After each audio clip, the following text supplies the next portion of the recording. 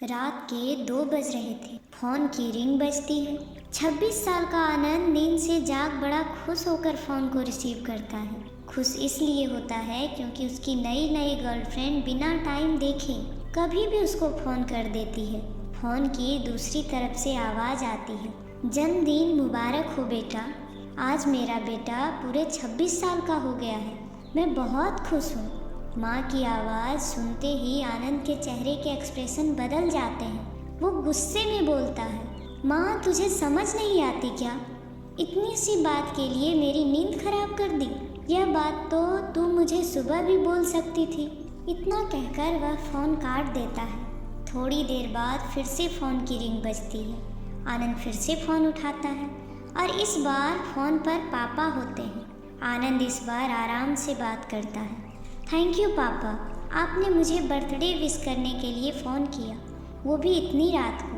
पापा कहते हैं, नहीं बेटा, मैंने तुम्हें मुबारकबाद देने के लिए नहीं बल्कि ये बताने के लिए फ़ोन किया है कि तुम्हारी माँ बिल्कुल पागल है। वो इतनी पागल है कि पिछले 1 महीने से मुझे हर दिन तेरा बर्थडे याद दिलाती आ रही है। वो इतनी पागल है कि तू हमसे सैकड़ों किलोमीटर दूर है, फिर भी उसने यहाँ पर खुद अपने हाथों से तेरे लिए केक बनाया है। ऊपर से ये जिद कर बैठी है कि जब तक तुझे विश नहीं कर देती तब तक ना खुद खाना खाएगी ना मुझे खाने देगी। आनंद सब ध्यान से सुन रहा था और उसे ये महसूस भी हो रहा था कि उसने अपनी माँ को फॉर ग्रांटेड ले लिया था। वो बोला, नहीं पापा, माँ बिल्कुल पागल नहीं है।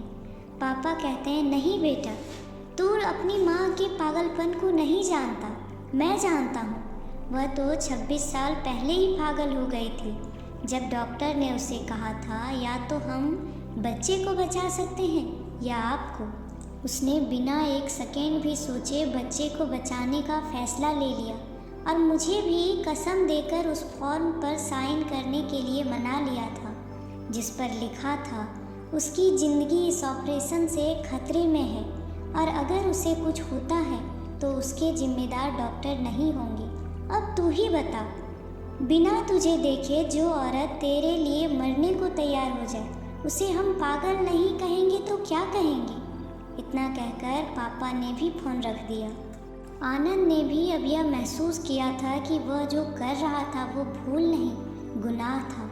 हाँ, एक बार किसी इंसान को दुख दो तो कोई बात नहीं, लेकिन भगवान को दुख देना गुनाह ही होता है और माँ भगवान से कम नहीं होती। पश्चाताप के आंसू उसकी आंखों से बह निकले। सवेरा होते ही आनंद अपने घर की ओर रवाना हो गया अपने माँ बाप से माफ़ी मांगने के लिए। घर पहुँचते ही उसने पहले माँ से माफ़ी मांगी जिसने उसे गले से लगा लिया। फिर वह अपने पापा से माफ़ी मांगने लगा। पापा ने कहा, कोई बात नहीं बेटा, जा तू वापस जा। तेरी माँ हमेशा कहती थी कि तू उसे बुढ़ापे में संभालेगा, लेकिन मैं उसे समझा दूंगा। जैसे आज तक मैं उसे संभालता आया हूँ वैसे ही आगे भी मैं उसका ख्याल रखूँगा। उसे भी यह समझ लेना चाहिए जो बेटा उसके एक फ़ोन करने से परेशान हो जाए वह उसे उम्र भर क्या संभालेगा।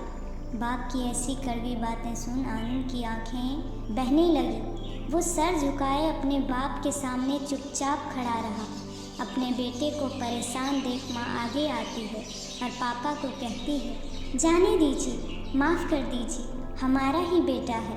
माँ की ममता का मोल ना कोई लगा पाया था ना कोई लगा पाएगा। 9 महीने प्रसव की पीड़ा सहन करके हमें नई जिंदगी नई दुनिया में लाने वाली माँ ही हमारी हर गलती को माफ़ कर सकती है।